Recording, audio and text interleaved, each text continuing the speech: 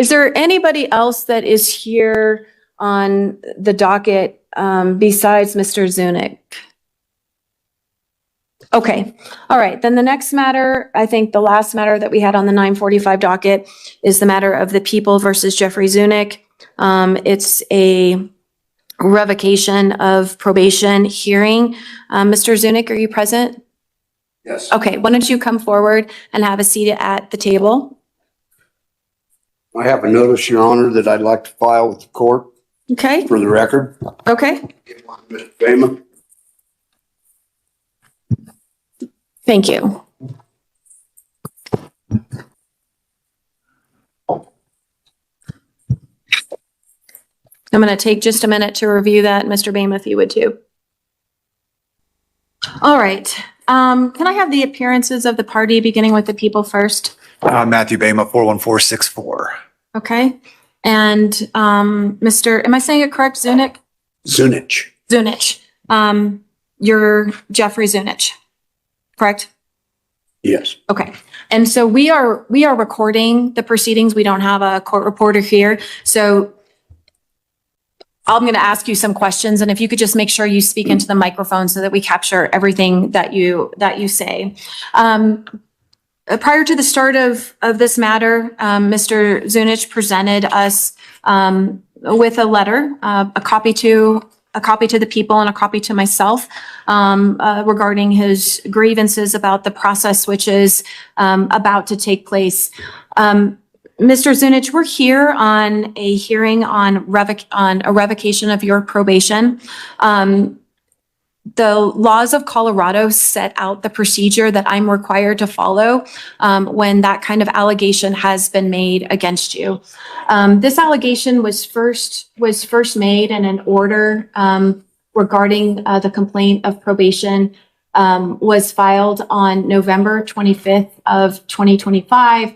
And then there was a summons where you were served with a filing of the complaint of probation. Have you had a chance to review that complaint? Yes. Okay. So what we do when we have an allegation that somebody has violated the terms and conditions of their revocation hearing is that the court has to make sure that you first understand what the allegations are, and then I make sure that you know what your rights are and the potential consequences if I determine that you have violated your probation. And then I'm going to ask you how you want to proceed. And there's basically two options. One, you can plead not guilty and we'll have a full-blown hearing, or you can plead guilty and then we can make a determination of whether or not your probation should be revoked or revoked and reinstated. And that's what we're here to do this morning. So let me first make sure that you understand what your rights are when we are dealing with an alleged probation revocation. In a revocation hearing, this is a little bit different than when it's a criminal matter, because in a revocation hearing, the only thing that you would have is a hearing in front of the court, and the court makes a determination by a preponderance of the evidence whether there's sufficient evidence to establish that a violation has occurred. So you have a hearing, but you don't have a trial. But the other rights that you would have available to you, just like in any criminal matter, still exist. You have the right to remain silent. You don't have to say anything, and anything that you do say could be used against you in the court of law. You have the ability to subpoena witnesses, to confront those witnesses and cross-examine them. You have the ability to call your own witnesses to testify on I was your denied behalf. that in the original case way back. So I can't do anything about what transpired in the original case. I can only talk The about. judge has since been released for misconduct, and one of the arresting officers is absconded from justice. So the only thing that I can do for you here today is address the revocation of probation. That's the only thing that I'm authorized to do at this point in time. And so I'm just going to tell you your rights that are associated with this hearing. So in addition to the cross-examination rights, I've talked about the right to remain silent, the right to a hearing. You have the right to persist, in your not guilty determination. And if I were to make a finding, you would have a right to appeal that particular finding. It's the burden on the prosecution to establish by a preponderance of the evidence that that's been violated.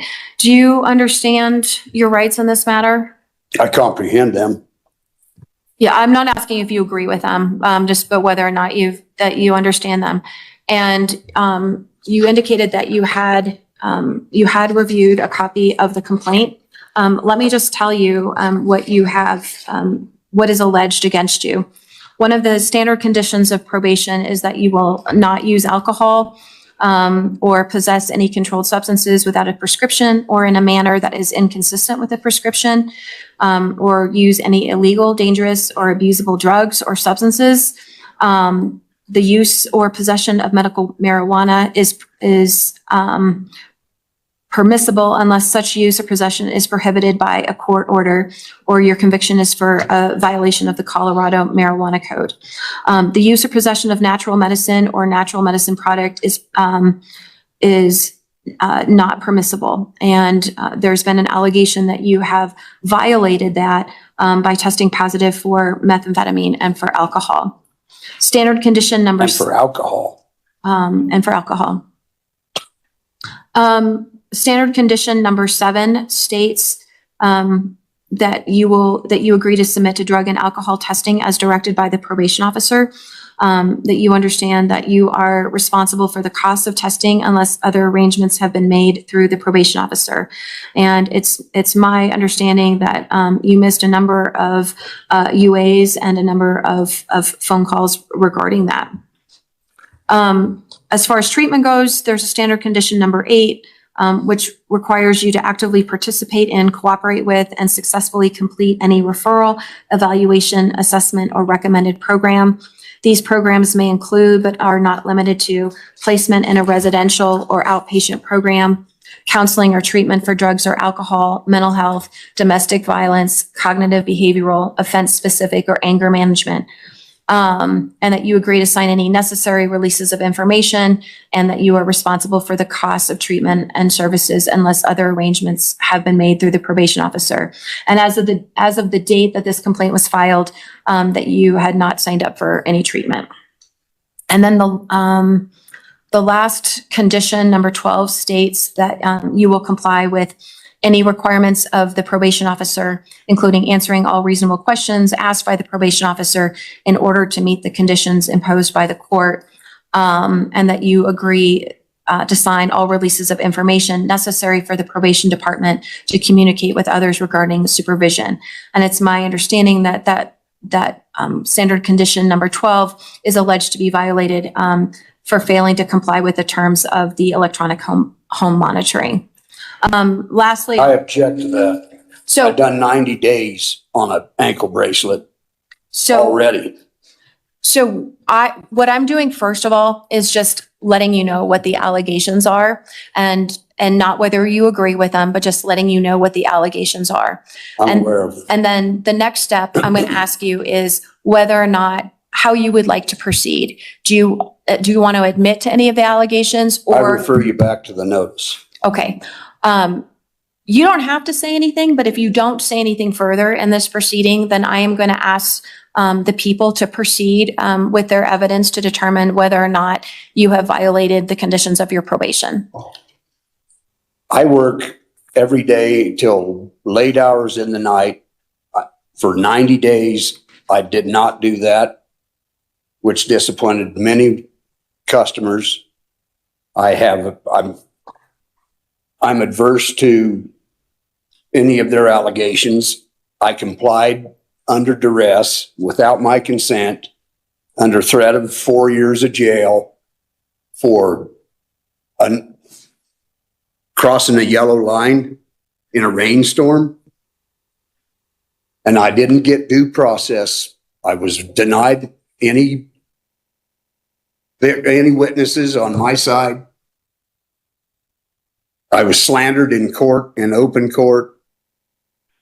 I still done the 90 days. I take a supplement called Methylene Blue. Whether that tests positive for methamphetamines or not, I don't know, and I really don't. But that is, and no alcohol have I consumed. That's total out and out bullshit. Okay. So as I said earlier, we're not here to undo what that original sentence is. And I'm sorry that you are frustrated and disgruntled. With all pleas in this jurisdiction, there's always questions about whether or not you felt like you were forced or coerced, or whether or not anybody put any sort of undue pressure on you. There's always a mechanism for challenging that later, but the mechanism is not on a hearing for a probation revocation. You were initially charged with 11 counts. You pled guilty to one of those counts. And your time was originally suspended, and the condition of 60 days of probation was also suspended with the condition that you comply with the 90 days of electronic home monitoring. There's been these allegations that you violated. It sounds like you have disagreement about whether or not you violated, and that's really what the purpose of today's hearing is for the people to present whatever evidence they have about whether or not you violated. For me, and you're entitled to cross-examine them on that particular evidence. You will also be entitled to give your own statement as to anything that you want me to know about whether or not that you have violated. And after that, I will make a determination. When I make that determination, if you have violated, if the people have met their burden of proof, I will also have to make a determination about what the consequence should be. And we're not at that stage because I don't even know if they have enough evidence to meet that burden. So why don't we go forward now? We'll have Mr. Bama will present whatever evidence he has, and you'll have an opportunity to rebut that. Mr. Bama? Thank you, Your Honor. If I can quickly just address the motion that I just received prior to the hearing. Essentially, the gist of it, as I can understand on a quick read, is that jurisdiction isn't appropriate because the parties aren't proper. Specifically, the objection was to the people of the state of Colorado presenting this case and prosecuting this case, but the Article 6, Section 22 of the Colorado Constitution requires actually that the prosecutions be carried out in the name of the people of the state of Colorado, and that the constitutional provision requires that in all prosecutions for violations of Colorado law, the process shall run in the name of the people of the state of Colorado, and all prosecutions shall be brought in the people's name. And that's People v. Hunter, 666 P2D 570, 1983. Also People v. Sommers, SOMMERS, 200 P3rd 1089, 2008. And so with that, that's just for the court's consideration. In the bigger, ruling on the case as a whole, now prepared to move forward with evidence we call Probation Officer Wanda Pierce. What is that? That is the standard conditions of probation. Okay. And how do you ensure that people are aware of the terms and conditions of probation? I review each one with them and then they initial as I go through them. And I answer any questions that they may have in regards to each term and condition. Okay. And did you do that in this case? Yes. Did you meet with Mr. Zunick in this case and go through that process that you just described? Yes. And is Mr. Zunick here in the courtroom? Yes. Can you identify him? He's in the blue shirt sitting directly in front of me. Have I ever caused you harm or injury or loss? Mr. Zunick, that is not the objection. She's just asking to identify It's you. got to be a victim, Marbury versus Madison. So the prosecution has the ability to ask questions right now. If there is an objection to the particular question that is based on rules of evidence, then you are entitled to make that. But he was simply asking whether or not she could identify you. So the objection is overruled. And if I could let the record reflect that Ms. Pierce has identified Mr. Zunick. So noted. Yes. Condition 1, what condition is that? Are you referring to the first condition, number 6? Correct. Sorry, that's a fair correction. So Okay. yes. Yes, I am familiar with it. Okay, what is that condition? No use of drugs or alcohol How and unless prescribed. was that condition complied with? No. And In your opinion? You'll have a chance, Mr. Zunick, to question her. So just make note of the questions that you want to ask her afterwards. But we're going to let Mr. Bama go ahead and ask his questions. Your Honor, the people would move to admit People's Exhibit 3. Any objection? No objection. I've got questions. You'll have a chance to ask her questions about that. It's admitted. Okay. And so you said that this process is one where you ask the lab to look a little bit deeper into what. Objection. Does the lab actually look for specific methylene blue So you'll have, as a supplement? Mr. Zurich, you'll have a chance to ask those questions yourself after Mr. Bama is done questioning the probation officer. So this lab goes a little bit deeper, I think, as you explained it, into what the substances are, right? Correct. And what was the conclusion from the lab? Negative for amphetamine, which would be a prescribed amphetamine, and positive for methamphetamine. And what does that mean to you? Street meth. And there are, Objection. What's the difference between street meth, I'm not a methylene blue? lab tech. Mr. Zunick, you will have a chance to ask her these questions when it's your turn. So let Mr. Bama continue to ask her the questions, and then you can ask her the questions that you have concerning what the lab report says or doesn't say. Your Honor, the people would move to admit Exhibit 4. Any objection? Yeah, I object. What's abnormal? Okay, it's just on an evidentiary basis, so you'll have a chance to ask that question.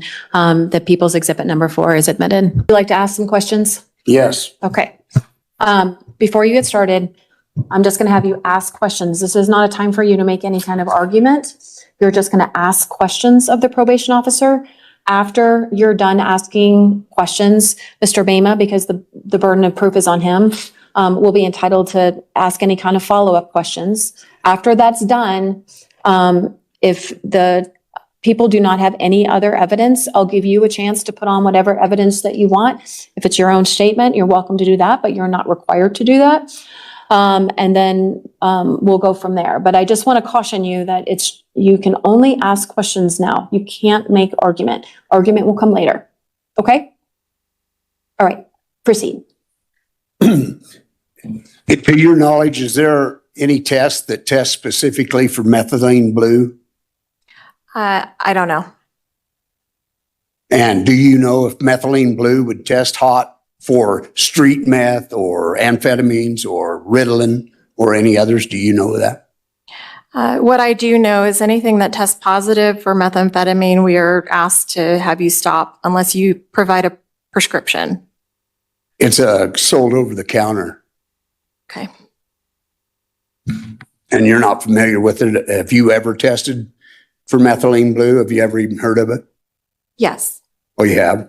Was you aware that it possibly could cause a I positive? do not know that. So not knowing that, you admit that you don't know whether these reports are 100% correct or not for a positive test. It is positive for methamphetamine. And you know that how? I thought That's you what the haven't test. dealt with methylene blue. You don't No, know whether. The these question tests are is do you know positive. whether or not methylene blue can test positive for meth? I do not know. Okay. Then do you know the range of distance that a person can be away from the electric home monitor before it says that he's gone or something? Do you know how close I have to be to it? No. Is it possible that when I get up in the middle of the night to urinate, that I got out of range of that? And you can see on the reports that it was like a 3 or 4 minute vacancy away from it and then back into contact with it. Is that possible? I don't know.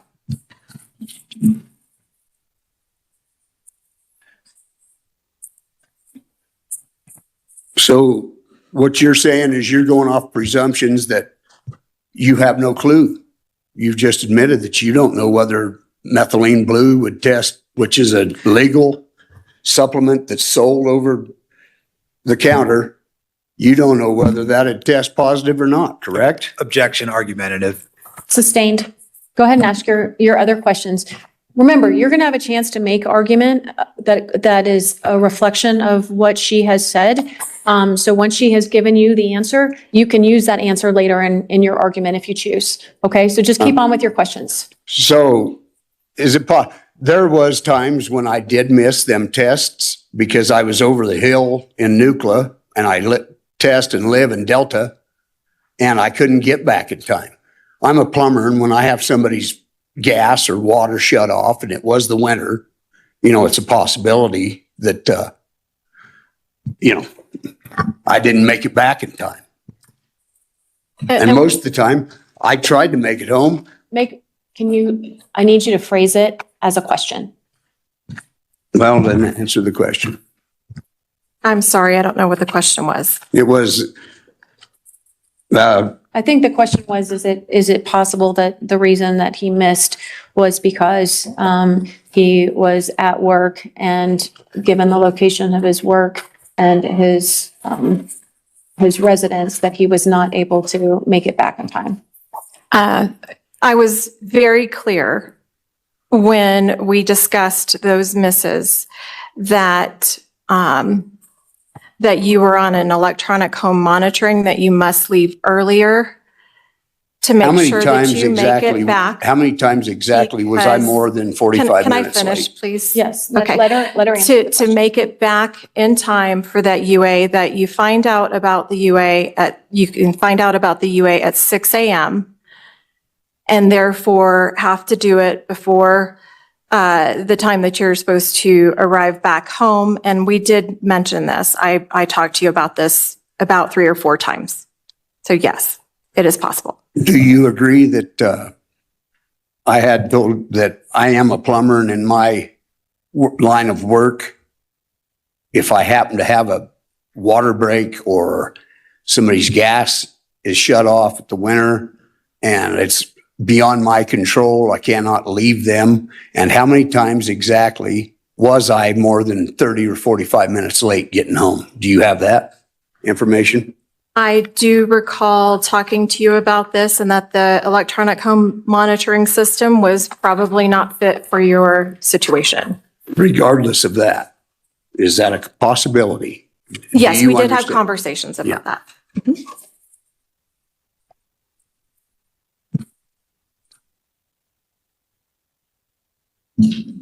Have I displayed aggressive or unfit behavior towards you through all of this? Or was I called in and one time you did give me a weekend or a day that I could go to Saguache and finish a job for an inspection?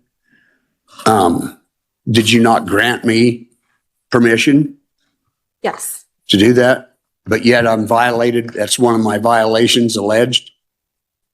Correct? That one was accepted and it was put Oh. into the system. Can you that one provide that event. information to me? That It it was accepted? is in my notes. I do not have them. I don't have any other questions. That I'm not a lawyer, and I couldn't find a constitutional lawyer to save my life. Do you want to say anything? Do you want to testify on your behalf? Do you want to offer any kind of evidence? You don't have to, you are not required to, but you are certainly welcome to. I understand. I get that. I just would like to say that, I've done the 90 days. I disappointed several customers. It put a kink in me. And, the reason I haven't complied is because of the file for revocation since then. And so, what's the point? And then as well, the original presiding judge over this that's handed down the sentencing, he didn't have the integrity to keep his position. Who's handed down these to a working man? I haven't been in trouble for 30 years. Mr. Bama, do you want to make argument on whether you've established revocation? Yes, just very briefly, Your Honor. Mr. Zunick has not complied with the conditions of probation. He essentially did what he wanted. He's not a good candidate for probation.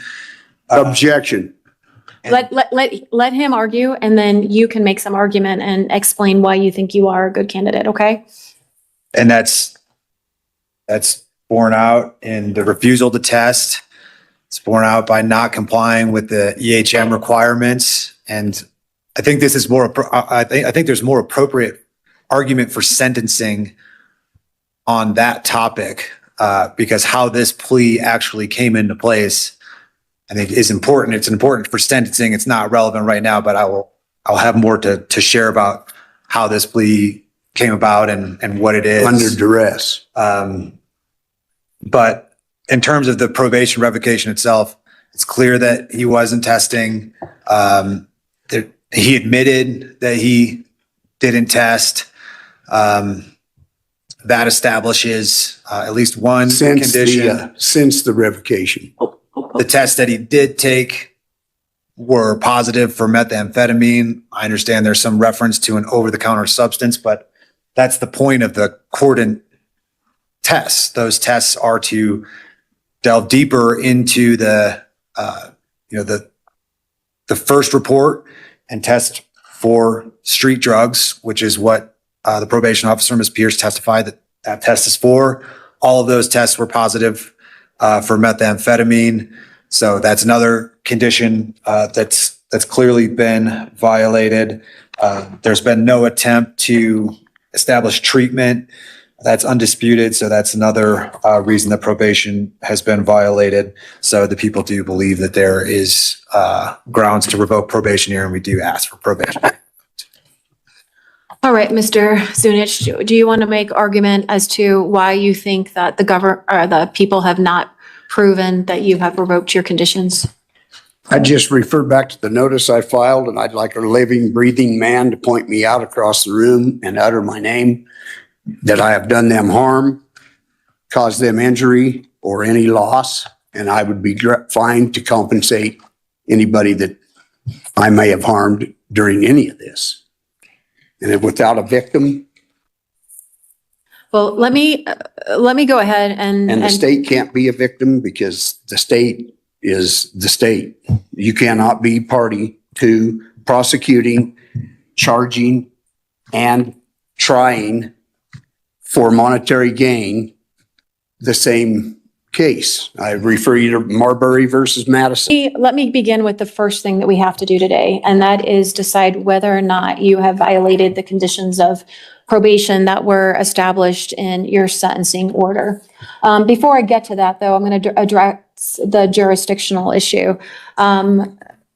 Essentially, what you're asserting to this court is that this court lacks jurisdiction, and Mr. Bama is correct that Article 6, Section 22 does require the people to carry out the prosecution, and that is here in San Miguel County through the district attorney's office. So I do find under the authority of People versus Hunter, 66 P. 2nd, 570, 1983, and all of the subsequent cases that have been decided since then, determining that that this court does have jurisdiction to decide whether or not your conditions of probation have been violated.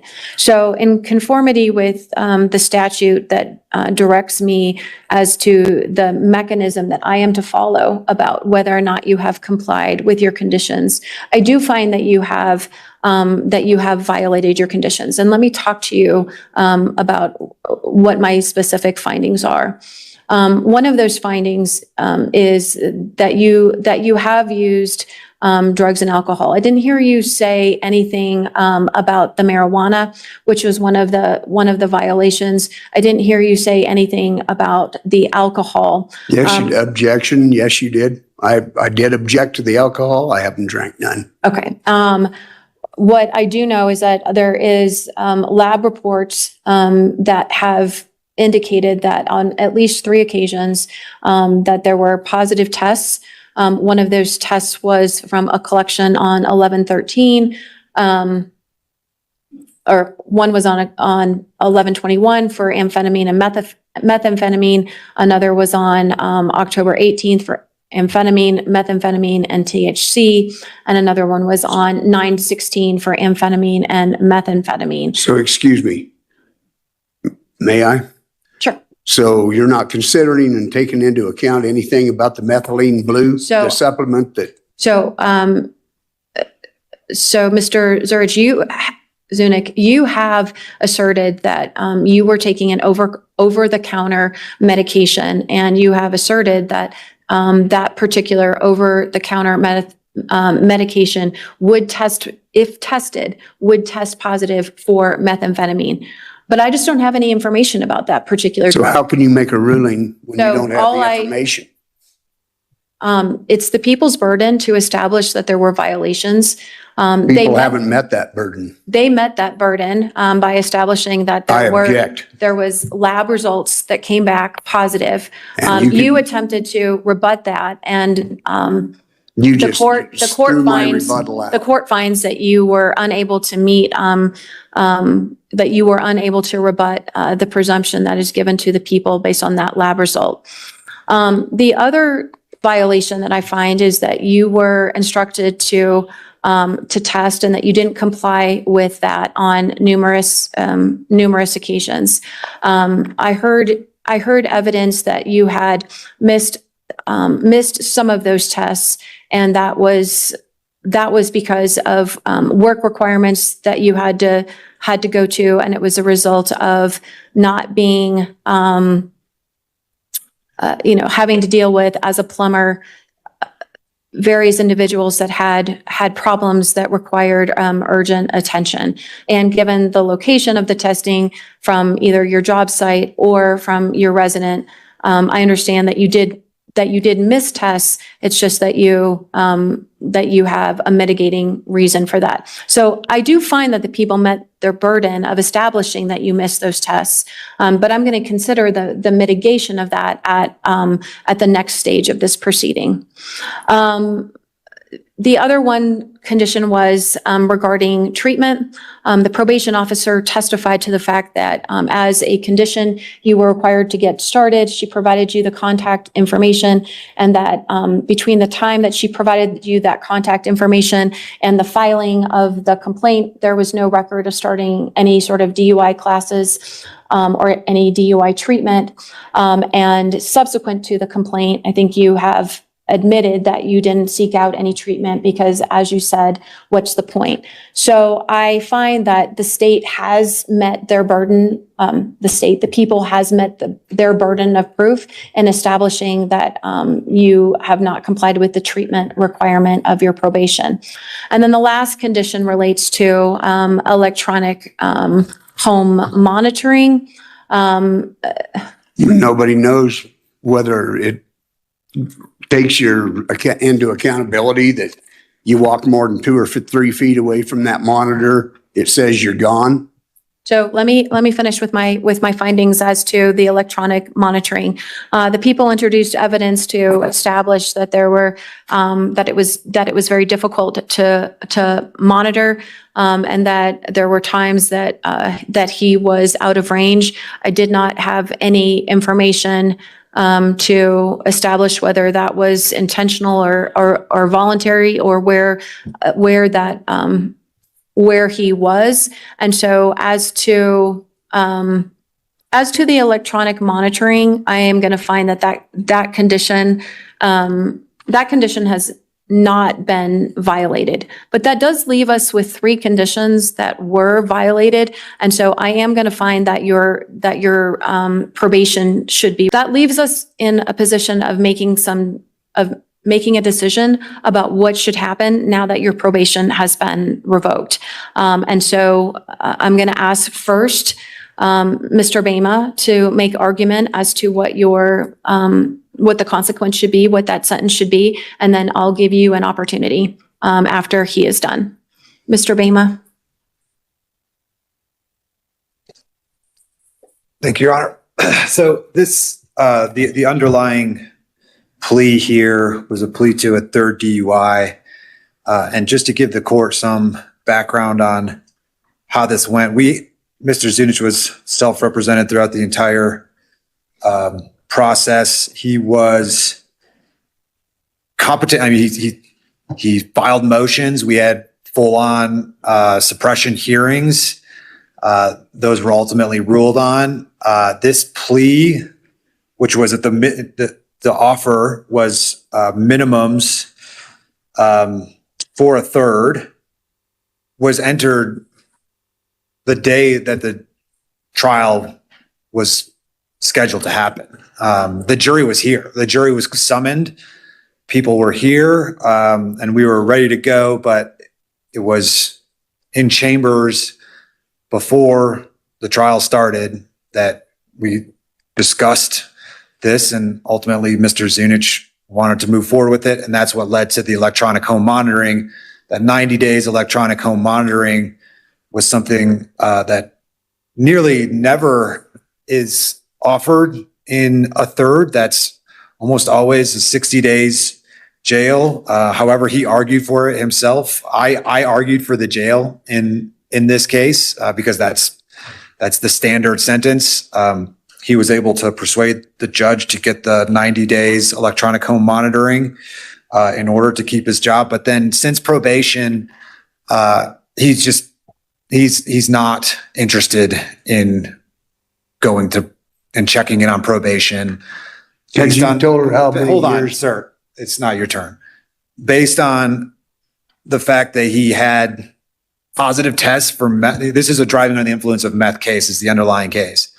And then we have these tests that continue to show him to use meth. And guess what? He's on the road. So, and he's not getting treatment. I have a It's a driver very, that drives for me. it's a very dangerous situation, I think. And I think it's a lack of accountability. I personally, I think he does work hard. I believe that. He is adamant about that, but there needs to be some sort of consequence for the DUI, and his engagement with probation wasn't there. And based on what I've heard from the probation officer today, and this, people that fall out of compliance on probation, they just don't say, forget it. Like, we're going to go through a revocation hearing anyways. They try to convince the probation officer and the people that they are a good candidate for probation. Mr. Zunick has taken the exact opposite tact here and said, I don't want to do it. I'm not going to do it. Let's find out what happens. I made an offer of 60 days open prior to this. That wasn't accepted. Do I think that jail is appropriate here? I do. Do I think that he needs to do what he's fully exposed to? No. But I have argued from the beginning that 60 days jail is appropriate on a third DUI, and I remain of that position. I'm not asking for any additional jail unless the court thinks that's appropriate for his behavior on probation. But I do think that that's appropriate. And I also don't think, I would like to see him on probation just for testing alone, right? Just to stay on test to make sure that sobriety and that education that he's getting. But I have a feeling we're just going to be right back here again, and a jail closeout might be the most appropriate way. But ultimately my goal is to make sure that he's safe and not using drugs. That's ultimately my goal. That's what probation was trying to do. And we haven't really made any progress.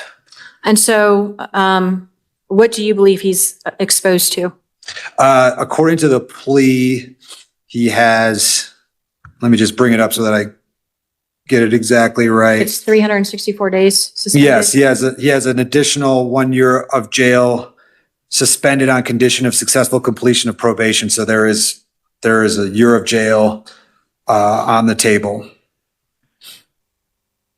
Correct. For a victimless crime. And you're asking for 60 days. Yes. And are you asking for probation to follow? That's the real tough question, right? Because I think that's really what this case calls for, but We're still unclear about the Mr. Zunick, methylene hold on. blue. Mr. Zunick has been given that chance and he's done nothing, and his attitude seems to be that he's not a good candidate for probation, even though I think that the monitoring and the education is something that would do him a great benefit. We've already tried to force him, right, by sentencing him to probation, by ordering him to probation. We've tried to get him to do that. And I'm more than willing to give people a chance that want a chance, right? People that say, look, I know I screwed that up. I want to go back. I want to do the classes. I'm going to get back on testing. And I'm happy to give them that chance. I'm not hearing that that's what he's even asking, right? Mm-hmm. And it doesn't seem like, I mean, if he does and he puts something behind that, happy to consider it. But this case, this probation revocation has been pending since last year, since I can't remember the exact date, but the end of last year. And every time I've tried to, have conversations with him, it's just, there's nothing happens. And so what is your recommendation to the court? So for probation, can I consult with Ms. Pierce for just 1 second? Yeah.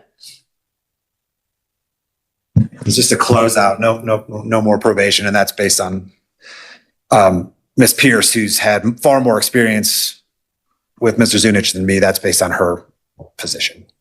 Have any of the fines been paid? Not that I'm aware of. To make an argument on your behalf about what your sentence should be. Yeah, I mean, you found me not to be in, you found me to have complied by your own words. You didn't find me with the electric home monitoring. Does the 90 days on an ankle bracelet mean nothing that I've already went through? So do you have anything else you want to add? Well, after my court was done, then the judge, within 2 weeks after that sentencing, he was disbarred or whatever it is. He's not on the court no more because of misconduct. And that's made me rethink the whole thing. And so, honestly, I do nothing but work. I don't hit the bars. I don't go out. I don't do anything but my job and my business. And I've been railroaded through this. I don't feel, it was a rainy night. There was no, as I said, there's no victim. I have no victims. And there's no, I just feel completely railroaded by all of it. When I've been exemplar how many years was it for the first 2 DUIs? Do you remember that, Mr. Bayman? 26 years and 27 years, 27 years later, I get a DUI and I don't even drink. Do you have anything else you want to add? This is a travesty. It's not justice. In my opinion, there are other things that need to be prosecuted than a hardworking man being run over the coals. Well, let me say this to you, because I'm prepared to announce what my sentence is going to be. And that you're saying that today, I thought we was going to have another hearing and all this other. No, your sentencing is today. And I would have to so whatever you sentence me to, it starts right now. I don't even have time to get my affairs in order or anything. I'm going to give you time to get your affairs in order. Okay. Okay. So I want you to hear what I have to say. A number of the things that you said. And one of the things that you've talked about repeatedly is that there was a judge, my predecessor, who stepped down from his position and was in anyway, who has stepped down from his position after he was suspended. I don't have any information that would suggest to me, having reviewed the entirety of the court file before this proceeding, that there was anything amiss in the particular proceedings that led to you making a decision to plead guilty. I was and so denied calling any witnesses or endorsing anybody So, at the trial. All I had the ability to do that day, I was informed, was to cross-examine. I couldn't endorse any witnesses. My due process was not. so Mr. Zunick, the decisions that you made about how you wanted to resolve your case, you made them. I was not privy to those decisions, but I see nothing in the record that would suggest that there was anything amiss. In fact, what it looks like to me is that it was a fairly favorable resolution, and it put everything on your shoulders about working through it. Your jail time was suspended. You had to comply with electronic monitoring. But most importantly, what the probation office wanted to see you do, what the people wanted to see you do, and what the court wanted to see you do was be successful and get the help that you needed. Because when you get to a point where you have a third DUI, that tells us that there is a problem. Whether the first two were years ago, the reality is you pled to a third DUI. That's all the information that I have. You were required to sit down and go through an evaluation process and go through the treatment process. Had you sat down and done that treatment process, we would probably be in a different situation. But you didn't sit down and do any treatment. You missed several of your DUIs and you tested positive. Had you come to the probation office and said, hey, here is the drug that I have been taking over the counter, would you please ask your lab to go ahead and test this medication and see if it tests positive for methamphetamine? I had brought it up. I'm not talking about bring it up. I'm talking about bringing her what it is that you were taking so that it could have been tested. But the fact of the matter remains, and I think Mr. Bama's point is spot on this, is that probation attempted to work with you. You didn't work with probation. You didn't attempt to get into treatment. And even after they took the step of filing a complaint to say that your probation that they were moving to revoke it, you didn't say, hey, wait a minute, this got out of control. I'm going to go through and go ahead and take the treatment. I actually did. Where is the evidence, Mr. It fell on deaf ears. I don't see that you have signed up for any sort of treatment. I don't see that for the $3,213.50 that you owe, that you have made a single payment on that. And yet you're telling us that you're a hard worker, that you are, all that you do is work. Mr. Bama even says that you are, and you've taken no steps to make a single payment, not even $50. So you put me in a difficult position because you were exposed to a sentence of a year. You were then in a position where they agreed that if you did the electronic home monitoring, that you would be, that you could avoid the 60 days of jail, and that was granted to you, and that was very favorable. And I found that here in this case, that the electronic monitoring, I just wasn't sure that they had proven up that particular condition. But I did find that all of the other conditions that they alleged were violated have been violated. So now I have to decide what is the appropriate consequence? Because when I hear you speak and you talk about the jurisdiction of this court and you talk about what Judge Murphy did and you talk about all of these other things, what it tells me is that you do not have a respect for the process that this court is obligated to impose. It is the laws of the state of Colorado that we have to enforce. So I'm left in a difficult decision because I like when a person is working hard. That's important to me. I heard what you said, that you have somebody else who drives you, and so that you're not actually driving. I do not think that you are a candidate for probation. So I am going to impose a term of custody, but it is not going to be the 60 days. It is going to be 45. I will give you a chance to tell me when you would like to surrender to serve that time in custody. And then you can serve that time in custody. So that will give you a chance, give you 45 days, or it will give you a chance to get your affairs in order. You will be placed in custody. And then when you're done with this case. You don't have to get any treatment. You don't have to report to the probation office, and this will be done, and we won't see you again. But there does have to be a consequence for your actions, and that's what my sentence is going to be. When would you like to surrender?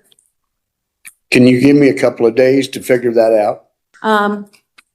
I need to have a date today of when you would like to surrender, but I'm willing to be flexible and give you I've got period a of time. project under bid right now, and I need to consult on that to find out if I have time to get my obligation on the bid. Tell me, I don't know much about what that looks like, so tell me what's involved with this, because I do want to be flexible. I don't want you to miss out on work, but I am. It's a new shop that's being built in Norwood, and it's the bids have already been granted, the contracts, and I'm not real positive when they're going to break ground. They were supposed to break ground last week, and it still hasn't. So I would like to talk to them, the general contractor, and find out exactly if it breaks ground. If we break ground in the next week or so, I can have my rough in and my underground done, and then do my time and hopefully be out in time. And how long would your rough in take? 10 days, week and a half for to run the pipes in the underground that get poured underneath the slab.